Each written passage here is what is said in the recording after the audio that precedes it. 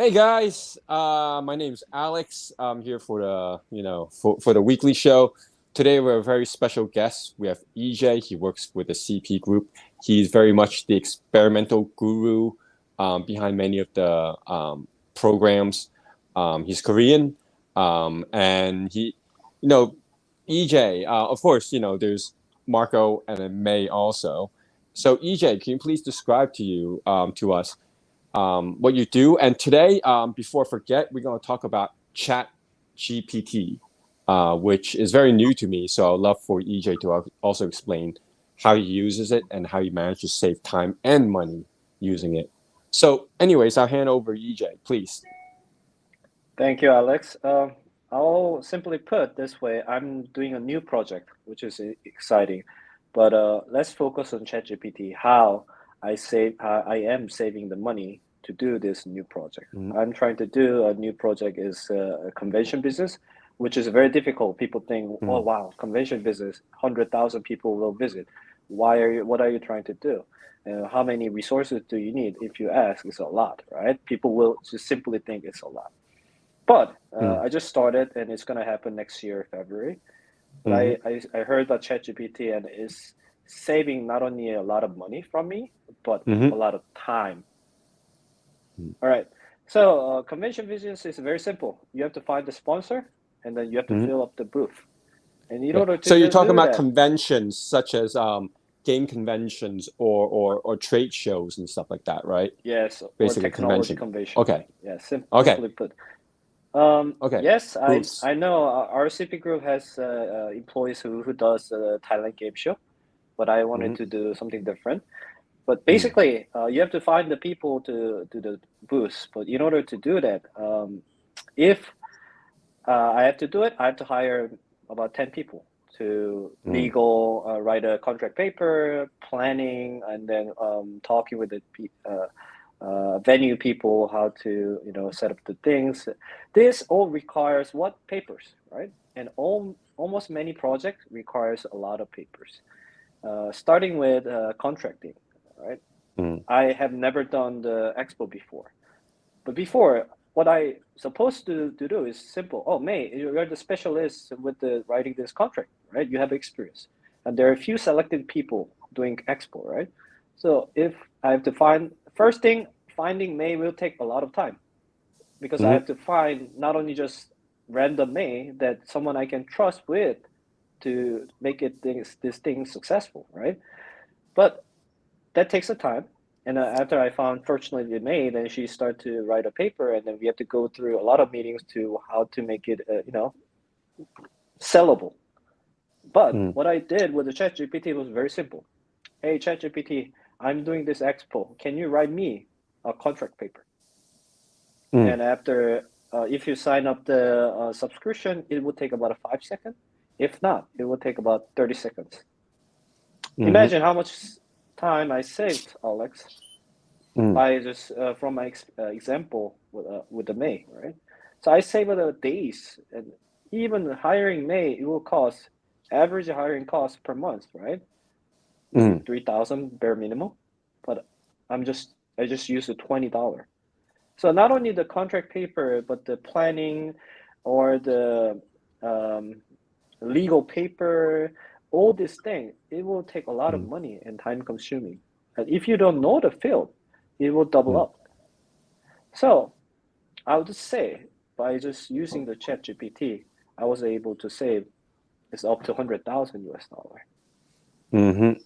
So Chat Wow. GPT, how will you interface with it? So you basically will type in, um, so it's like Google on steroids, right? It just gives you the answer, and it also just lays everything out on you. So is it like a secretary, like an AI secretary? How does it work? I have to tell you Mm. this, Alex, that now I'm Mm. frustrated using Google. Mm. It's frustrating me. Because 10, 20 years ago, when Google came up with this one page with a search box, right? Everyone was like, wow, right? This Mm. is the future of the internet. But I'm sick of this Google ask after typing, it doesn't give me the right answer. So I have to Mm. search in, click in, and then read it through. But Mm. ChatGPT, But It's here comes a different, right? question. How do you know that ChatGPT, because ChatGPT will give you one answer, how do you know it's correct? Especially things that you don't know, like you have to hire an expert to draft a contract paper. And now you're relying on ChatGPT to give you suggestions. But I am eager because it's going to save me a great deal of money too. So this is from one user to another. How can I save that money with precision? That's a good question. But when you read the answer, it's a human instinct. You will just feel it. Oh, this is right answer. That's a human being, right? When you read the good summary of the paragraph that makes sense, that you will say, wow, this is working, right? And then Alex mentions about the good secretary, right? That's the basic of the a company, and then where the management is sitting is who can write good paper, right? Who can write the good paper and the summary always climb up. That's what I experienced in the American market too, right? Me myself, why I moved to the data science and analytical, it's very simple. Damn, I cannot write what I want to say to the way that people accept, right? Yeah. Yeah, I But mean, the chat, writing tool, it's Yeah. good tool, yeah, ChatGPT. yeah, yeah. But So, but yeah, you but have to there's know that actually yeah. Go ahead. Sorry. yeah, you have to know that even those good writers, they take a first draft is always garbage, right? They have to cut it, they have to rethink it, right? This Mm-hmm. amount of time is a lot. So how do you make it as a good writer? Because it's shortened. How sure you can write it a good paper by less editing you can do. That's a writer Yeah. in the New York Times, right? That's what the brilliant people are sitting on. But first page is always struggled by the human being, not only myself, but many of, unless you're a genius like Shakespeare, right? So that's it. This Yeah, but ChatGPT, yeah. yeah, Go yeah, ahead. this Go ahead. Sorry. ChatGPT Finish your. solved my problem. Hey, I'm trying to do this one, and then it gives me a shitty draft for about my expo, right? No, I'm not. I don't mean it. Can you write this way? And then it rewrites within 5 seconds. And I read it through with the after five draft, voila. You know, when you are in the college and writing an essay, and then after you got the five edited paper, that's A plus. No matter how sincere it is or good the content is, the A plus because it makes sense, right? Of Yeah. course, validation is gonna be required. That's why all the other YouTubers or the smart scholars talking about. Yeah, So, ChatGPT cannot be the almighty answer. Yeah, go ahead. I want to ask this question to everyone in this room because everybody's new to ChatGPT because it was born like months ago, right? So Mm-hmm. everybody's new here, and so we're the same page, and so everybody can get straight A, from ChatGPT if you can you can do take home exam. But is it a threat, truly, like for accountants, for lawyers, for those people, even some basic coders? Is it do you find ChatGPT threatening, or you find that wow, this is great, this is going to help the humanity? What do you see? What do you feel? I mean, it's very exciting the first few months because I feel like I've got help, but then I started to understand that millions of others got help at the same time. What do you feel? And But this is I want to point out the economic impact of this GPT since it was kind of created or it was born. You know, Alpha, Google Alphabet stock just crashed down because of this. Because Google was supposedly doing a lot of like AI research, but then people, like EJ was describing, as frustrated with Google now, and the stock price crash. Microsoft, on the other hand, grew significantly, and then Baidu, which is also doing a lot of AI research, it's not doing well. The stock price. So the market is it's definitely reacting to this GPT sort of phenomenon. Um, but of course, I think the usefulness of it, like it's like all technologies when it first came out, like people were speculating and also have a lot of interesting debate about it. yeah. So what your take? But I want to yeah, hear from you. for me, Yeah. yeah, No, I think there's a lot of rooms for improvement. I tried it a little bit. Um, I don't I don't think it's gonna replace my line of work. You know, Yeah. you can't ask them what stock to invest. It's not gonna. Mm. I don't think anyone's gonna trust that. Yeah, for Yeah. now. Yeah, but I I think think for the lawyers, I Mm. don't know. Lawyers, I still trust a physical, experienced lawyer over AI, I guess. Yeah. I Let's guess say, what I guess sorry. what it could do, I could imagine it might be a threat to certain professions, but I think, for example, with lawyers, I think I'm sure like jurisdictions and because lawyers are required on certain processes, like they would definitely still require a lawyer. However, if what I understand EJ's point is that in terms of the draft and the back and forth, it could actually be it could actually be very very it'll save you time with the lawyer, and as everybody knows, lawyers like tap the clock, and then next thing you know, your whole wallet just magically disappears, right? So Yeah. now with ChatGPT, it really saves you time, and when you save you time, it saves you or save you multiple drafts, Money. and Yeah. it'll help you save you money in the end. Actually, and interestingly, Yeah, that's now I true. remember, I was actually asked to write a article, contributing article for Vogue Man in Hong Kong recently, Okay.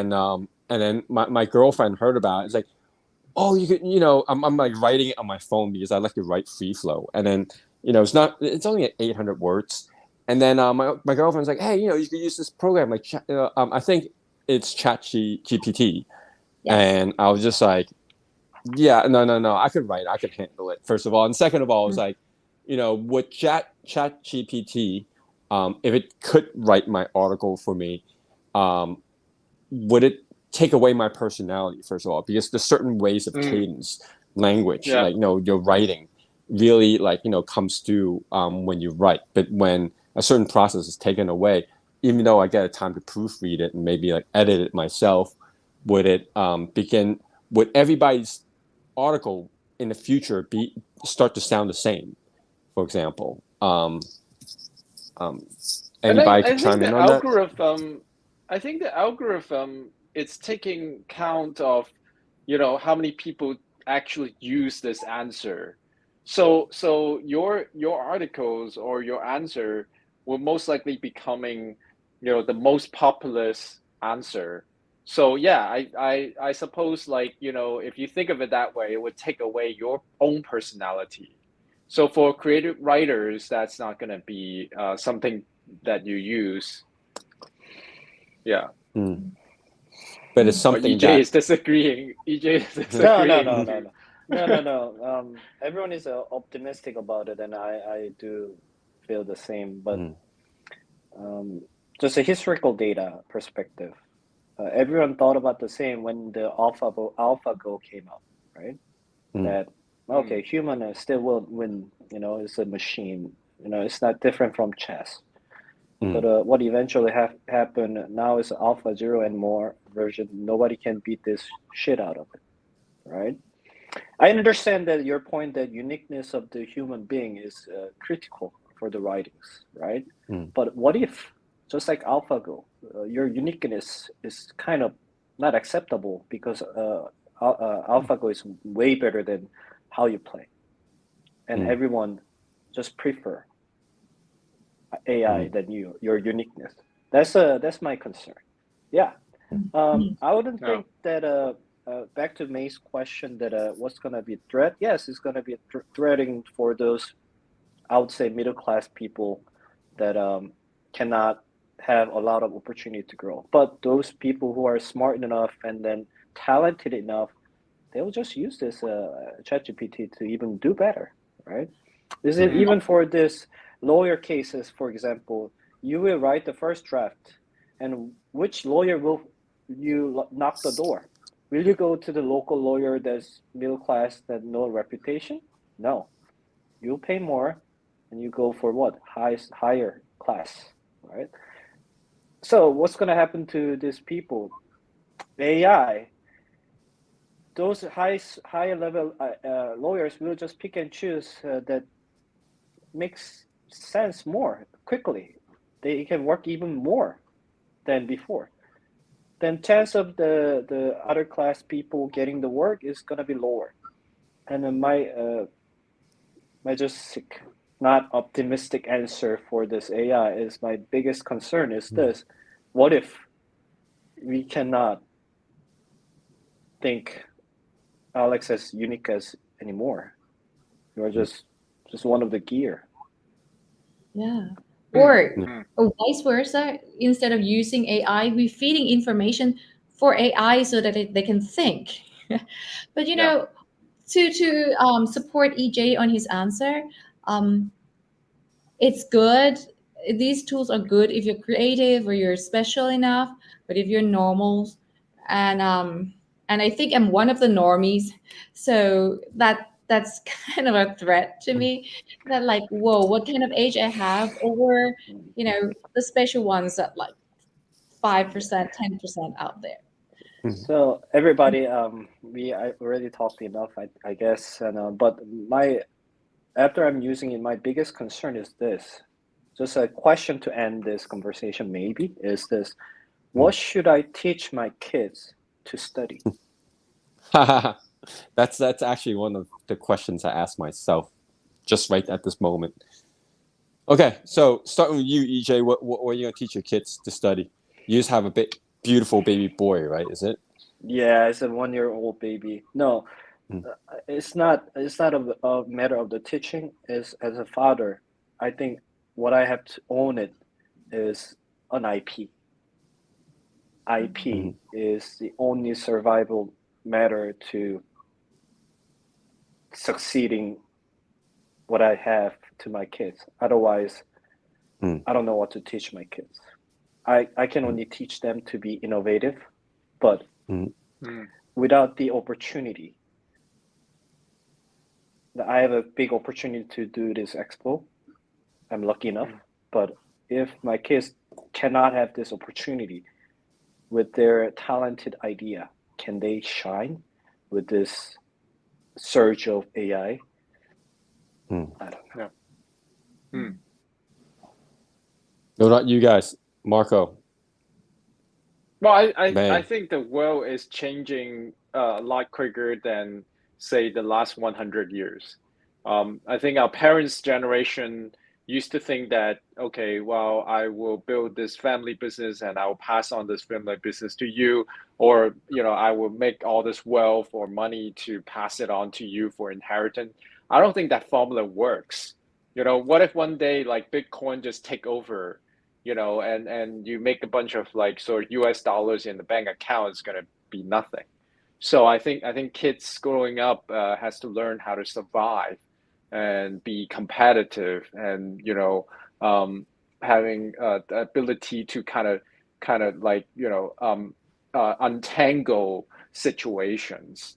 And I think yeah, human being will survive, and if you can have the skill to untie like situations, I'm sure my kids will survive into their happy life, I think. Mhm. Wow. What you, May? I don't have kids. But I told one of my cats that I'm gonna support him and he can live a simple life. Joke aside, I love kids, so sometimes I teach kids during my spare time, which is not a lot, not more than not enough. But this is what I think. I I will I always tell them to be a human, as in I always encourage their self-esteem and compassion. And I mean there are lots of knowledges in the world, like, and it's just like plenty out there, and I have no clue what to teach them.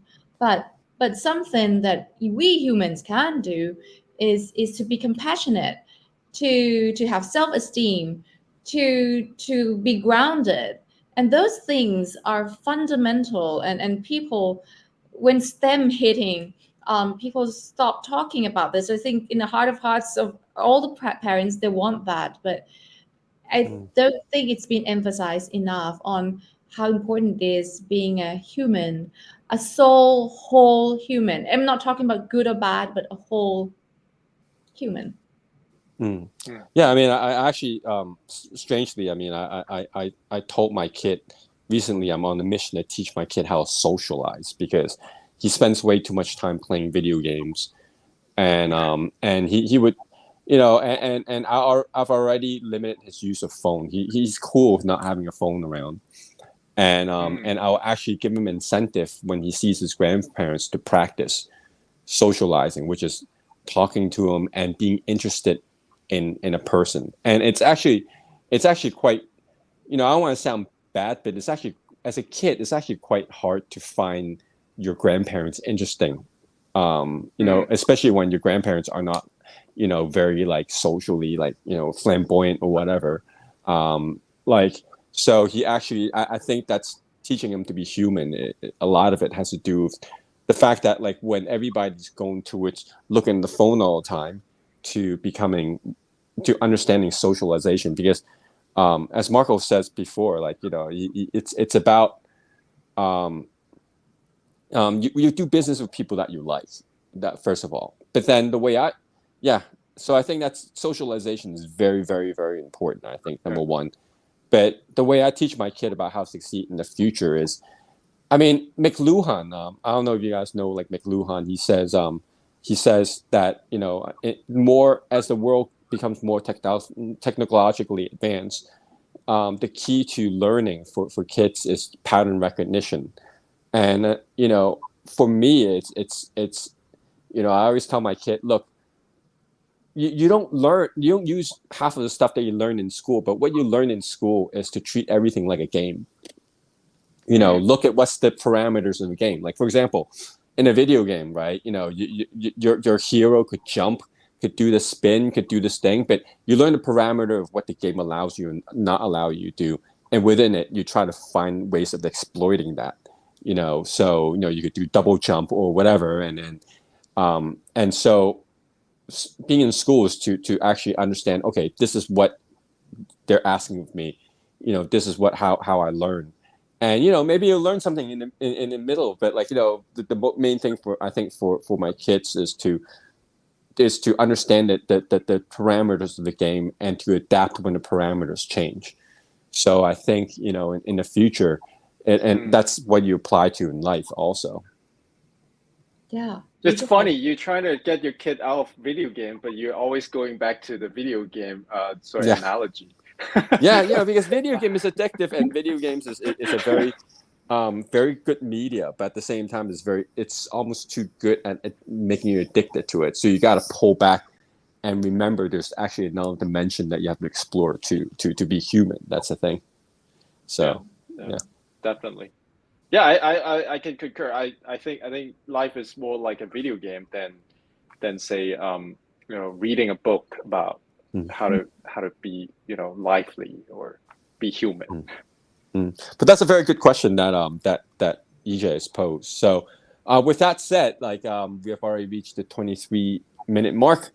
But EJ, thank you so much. I know that there's so much more that we could learn from you, but we only have such a limited time. We would love to have you back again. Every single time I hear from you, you're always doing something very interesting and something I've never heard of. So I always have to take time to really, really understand and learn about it. So thank you, EJ, for stopping by. And I think we're going to end it right here. I'm Alex. I'm May. Yeah. Marco and EJ. Excellent. All right. Cool. See you guys okay. We'll see you guys next week. Bye-bye. Bye. Good speaking. Bye.